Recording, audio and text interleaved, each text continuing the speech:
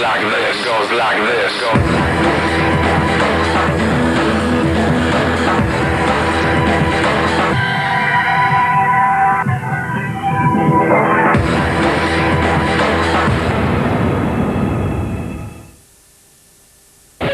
A brave man takes the road less traveled.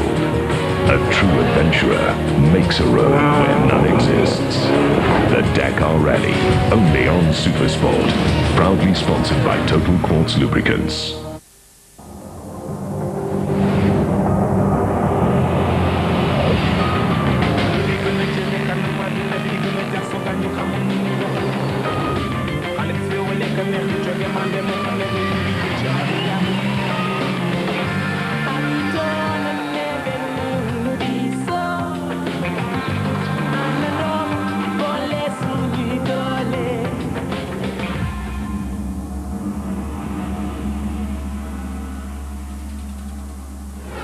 No bike special today, a tribute to Andy Caldecott, who passed away yesterday. The bikers covered the day stage as a liaison. A transition special for the cars on the narrow tracks of Mali, and trouble for Frenchman Luc Alphand. A look back at yesterday and the longest stage of the rally. Only the best managed to make it to the finish, and many spent the night in the deserts.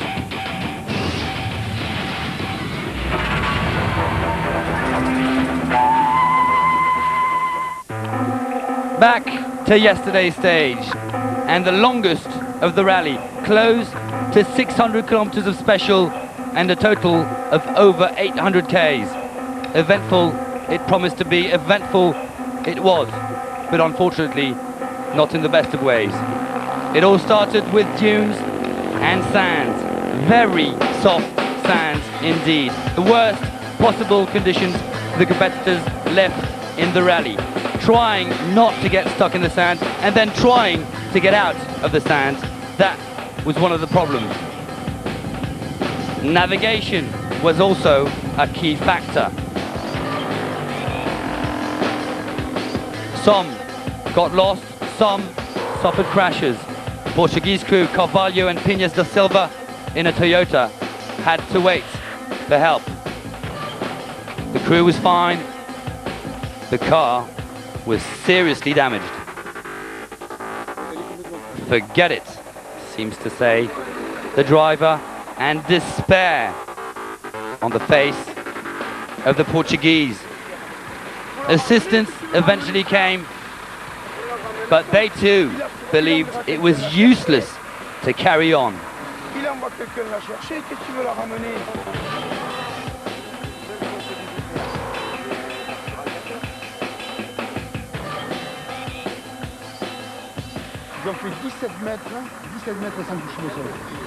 Driver explaining that the car jumped over 17 meters.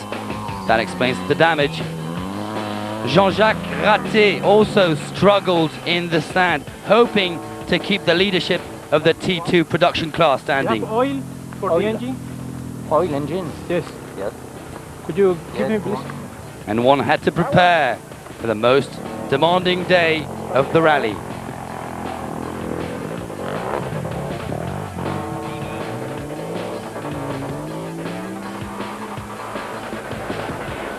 The shovels were again man's best friend.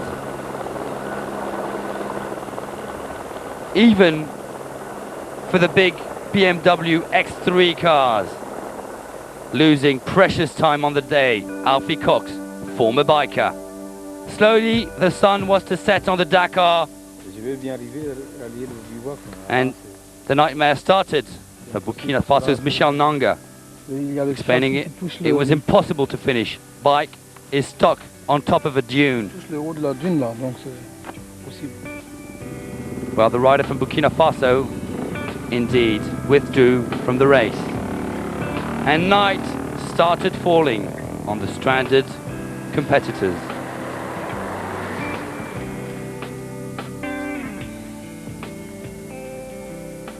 Earlier on the day, the Dakar lost a member of its family. Andy Caldecott passed away after crashing. The bikers, his friends, his KTM teammates were told about the sad news at the finish of the special.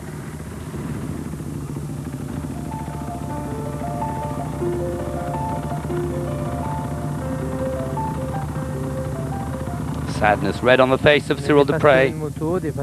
We all have a passion for biking and the desert. It hurts when a friend leaves us like this.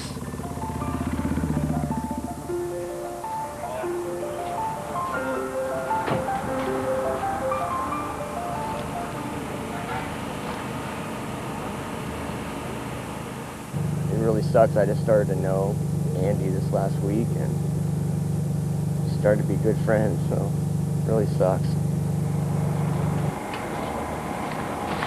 A very sad moment for the Dakar and the whole of the KTM Repsol team. Meanwhile, back in the dunes, others were not aware of the tragic accident, still fighting to make it to the finish line in Kiffa.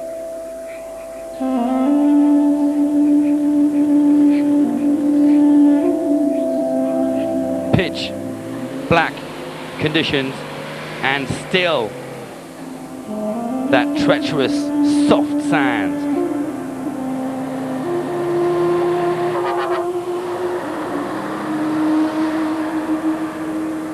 Imagine just for the big trucks how difficult it was. Some enjoyed a soothing cigarette. Good cigarette, huh? Taking their time before trying to get to the finish line. Others were looking for lost shovels and sand plates. C'est pas mal la caméra. Qu'est-ce que vous cherchez là? Les plaques. This crew looking for its sand plates. Plus nos plaques. The sand is so soft that, well, we lost them in the darkness. Allez, Captivant, c'est bon. Allez. A French crew here, helped out by teammates. They also tried to make it to the finish line. This driver explaining that their wives still think that they're having fun. And as always, in these difficult moments, the competitors help each other out. All have in mind not to lend a friend in the desert. We've worked a lot tonight. Maybe we'll make it for breakfast at the bivouac. Maybe.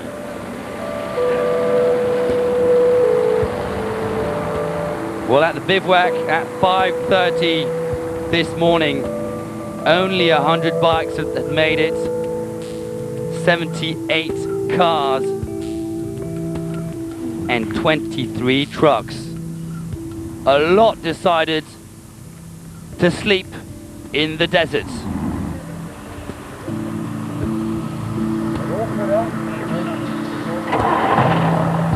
This French crew stayed stuck in the dunes for hours. We're going to try to get the truck out of the sand. The wheels were removed from the rim. So we have to stay patient. We still have a long way to go and have a long time to lose. Again, helped out by another truck. That was one of the stories of the Dakar last night.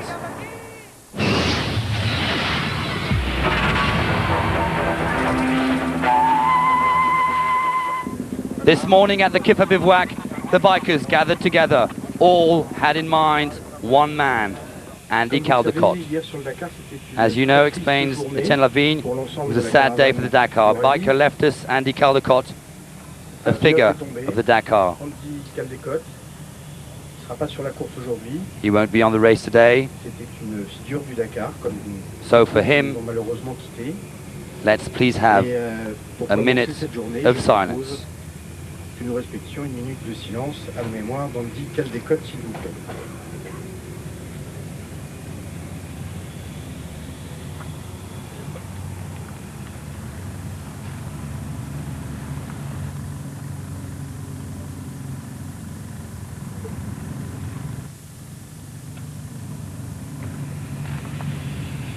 Merci. He was a quiet man and a very talented rider. Farewell, Andy, 41 years of age.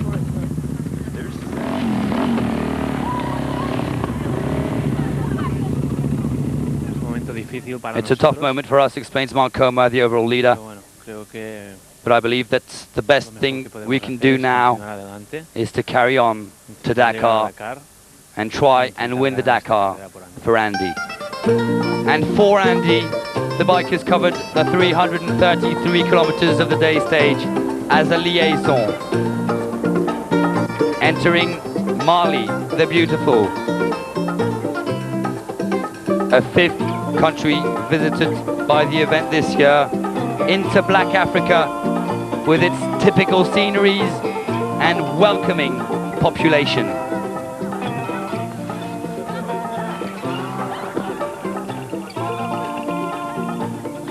They too have a passion for the rally. Many villages to be crossed, many locals admiring the bikers. Cyril Dupre led the Dakar caravan. Memories of Andy Caldecott, certainly in the minds of all the bikers.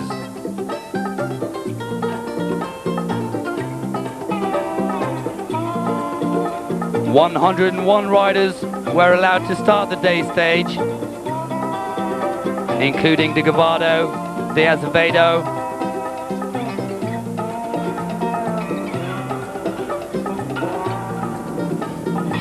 the remaining privateers, and this man, Alain Duclos, who entered his homeland.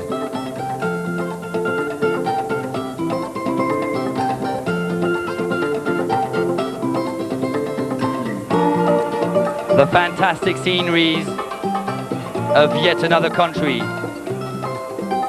crossed by the Dakar caravan.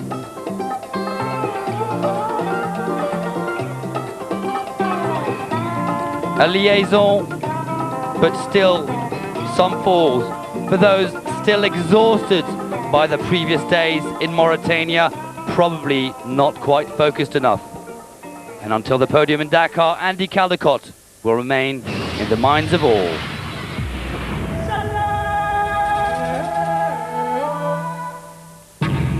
The overall standings, Mark Comer can enjoy a 22 minutes and 47-second lead on Cyril Dupre. Third is Giovanni Sala, close to an hour adrift, followed by Oliver Zeta and Carlo De Gavado. Chris Blaze of the USA is sixth, close to 2 hours behind. He leads ahead of Casteau and Duclos, two French riders.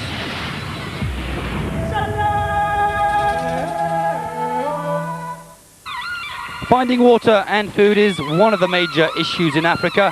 Life is not easy, and on this dry part of Earth, it could be much harder for all the people of the Dakar Rally if the logistics weren't at such a high level. 300 people work every day on the bivouac to make the life of the competitors, mechanics, journalists and others much easier. Gregory Murak, in charge of logistics, explains that on the Dakar we have 20 planes, 10 helicopters. Each day we transport 400 people and around 100 tons of freight. Every day the 16 people of air traffic control have to organize 40 takeoffs and landings on small African airports. Planes carry all the television stuff, a part of the food, all the spare parts and personal belongings of the bikers. Refueling, now every 250 Ks. 6,500 litres of fuel are available for bikes, 4,000 litres of kerosene for the helicopters. One of the most enjoyable moments for all the competitors is dinner time at the bivouac with hot food every day. For the late competitors, a cooking unit stays at the previous bivouac. Every day, a 1.5 ton of food and 1,000 bottles of water are needed. From all the food we have 70% is brought from Africa. Every night, from 2,300 to 3,000 people can eat. Olivier Carré, catering manager, explains that we have a huge technical facilities, 11 trucks, a plane for the food and the tools and equipment. 76 people work for the catering. The medical units open all night long with 20 of the 50 doctors of the race located at the bivouac to take care of all injuries. The day ends always with the 300 people of the logistics staff loading the planes with all the equipment for another day of the Dakar.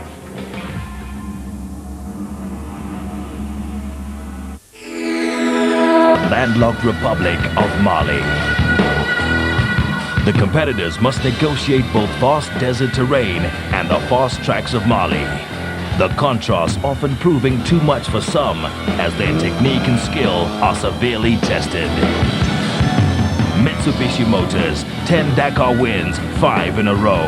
The 2006 Dakar Rally. See it unfold on your channel of champions.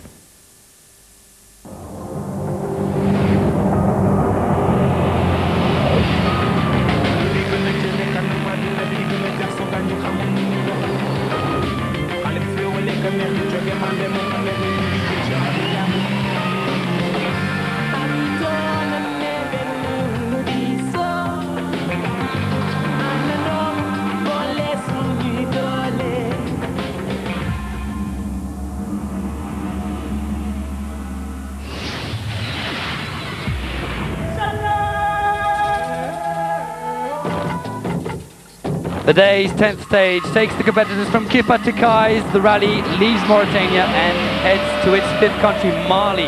A shorter 333-kilometer stage, 283 of timed efforts. Vegetation thickens, more dirt tracks and speeds. A real transition. And indeed, a transition stage for the car drivers, and a very tricky one indeed. Dunes followed by narrow tracks. Stéphane Péterancel had to make sure not to damage his Pajero Evo 4 after flying to success and taking a serious option for a third final victory yesterday in the dunes. Well, it worked out perfectly on the path of Mali for the Frenchman. He finished third on the day. The Frenchman increases his overall lead, now over 40 minutes. A steady day for Peter.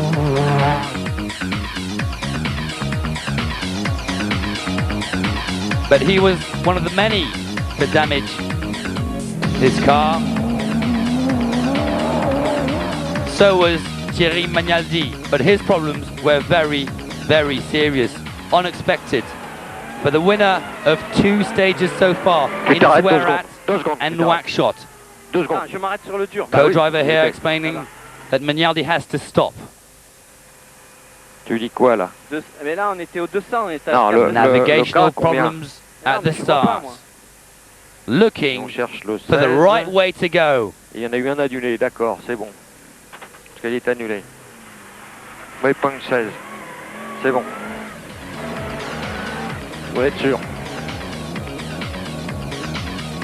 The former biker who finished on the podium of the bike race a few years ago was then to witness mechanical problems on his V8 engined Schlesser buggy. After losing all the front part of his vehicle yesterday, losing over an hour, well, today it was even worse. Si j'avais plus de frein, quoique la pédale est devenue molle. We have Derrière, ça faisait no more brakes on the back. Left wheel is going all wrong. Problems for Magnaldi, problems as well for last year's runner-up, Luc Alphand, behind the steering wheel of one of the 3 Pajero Evo 4s. And a big shock at the beginning of the special.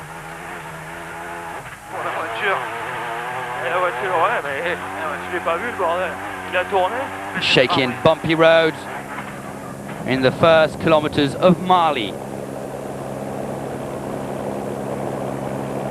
Well, the Frenchman was then to hit a tree at kilometer 218, damaging his front right wheel. Current second overall was forced to stop and repair. Time loss, 36 minutes on the day's winner. And all hopes of final victory almost fading away. Alphonse, now 40 minutes behind Peter Hansel. Well, yeah, it's all over for me, explains the Frenchman. We've lost too much time. C'est moi qui fais la connerie. What can I say? Pour gagner, de toute façon. It's my mistake. On n'est pas sur un rythme où. We were here to win, so the pace was high. Pour assurer. Enfin, je veux dire, moi, c'est pas mon jeu encore. We really wanted to go fast today. Juste pas juste touché un arbre. I just hit a tree, not a big tree. Démancher la rotule. But it damaged the wheel. On a quand même fait une petite erreur quand même. Mais... But it's still a small mistake. A mistake that costs a lot to Luc Alphonse and his co-driver, Gilles Picard. The day's winner was to be Carlos Sainz. The dunes of Mauritania seem to have been forgotten on fastest tracks. The Spaniard was again the man to beat. Winner of the 2 stages in Portugal, then again in Morocco on the way to Ouarzazate. The former 2-time WRC World Champion captured a 4th victory. Nani Roma, who also suffered in the sand, appears to be more comfortable on dirt tracks. Catalan finishing 2nd today, over 4 minutes adrift. USA's Mark Miller was certainly satisfied by 4th spot on the day. He's 6th overall, over 3 hours adrift. He too hit a tree and damaged a rear view mirror. And so to Jutta Kleinschmidt. Well, the German wasn't too far behind, but not too far is just too much for the 2001 Dakar winner. On the rocky tracks, Kleinschmidt finished 5th, losing over 8 minutes. She's 5th overall. While teammate Thierry Magnaldi was waiting for assistance, Jean-Louis Schlesser settled with 5th position today. But the winner of the 99 and 2000 Dakar, a bit of an argument with his co-driver. What do I do now? What's the direction to follow? Says the boss. This is not the right way.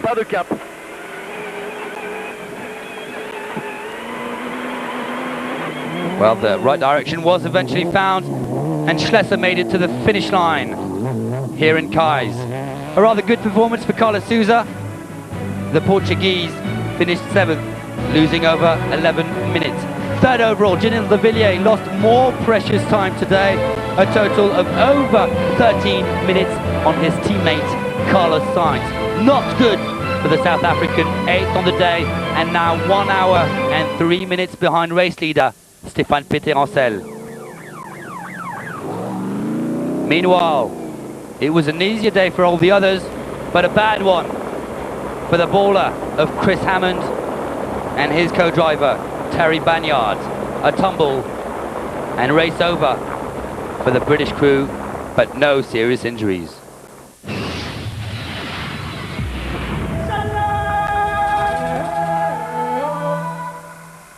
So a 4th victory for Carlos Sainz on the event. He beats Roma by over 4 minutes. Overall leader Peter Hansel is 3rd.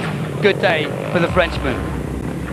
And indeed, Peter Hansel can enjoy a 40-minute lead on Alphonse. 3rd is de Villiers, over an hour adrift. All the others are way behind.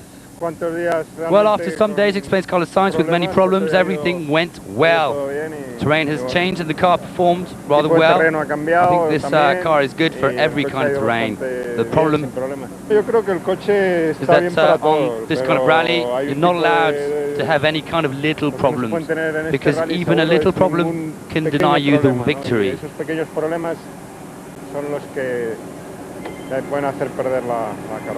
On était très serré. The last few days, the gap was really small, explains Stéphane Péterancel. Between myself and Alphonse, we knew that it would be difficult for the first of us to do a mistake, failing under the pressure. But we have to watch out because the Volkswagens are not too far behind. And they could take the lead if we do any mistakes. So we have to be careful, even in the next stages. Although it's not very long, we all know that Black African tracks have a lot of vegetation, especially in Guinea, so it won't be easy at all. Notamment, ça sera vraiment pas évident. People thought that after yesterday's stage, the Dakar would have been easier, says Joan Roma, Nani Roma. The reality is that the terrain has radically changed, very narrow and technical. If you commit a mistake, you can crash into a tree. So it wasn't an easy day at all, but a difficult day. The important thing is to go on like I'm doing, keeping highly focused and trying to do the best. And at the end, everything should go away. Okay.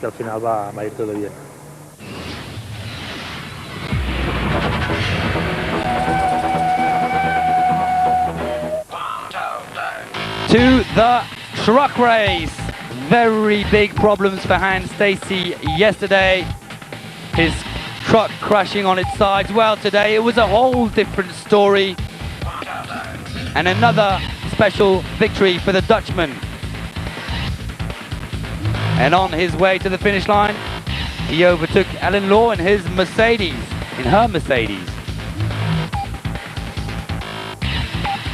And Stacey eventually won the special ahead of Firdaus Kabirov, over 1 minute and 44 seconds adrift. Meanwhile, Vladimir Chagin had to settle for third position. The four-time Dakar winner still leads the overall standings with a very comfortable 3 hour and 18-minute lead on his teammate Firdaus Kabirov.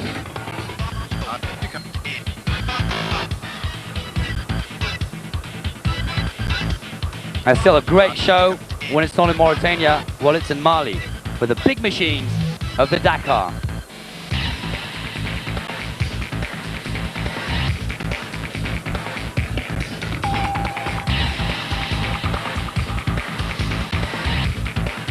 So a good day for the Netherlands, victory for Stacey. The overall leader is still Vladimir Chagin, heading for a 5th success in Dakar.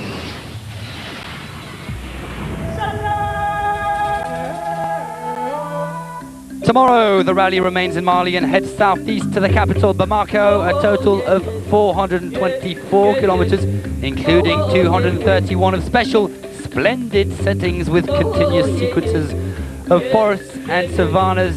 Still those narrow tracks, especially for the trucks, and more villages. Bivouac in the capital, Bamako. Well, that's it from the Dakar. Another excellent day for Peter Hansel, who closes in on a possible 3rd success. Victory number 4 for El Matador, Carlos Sainz.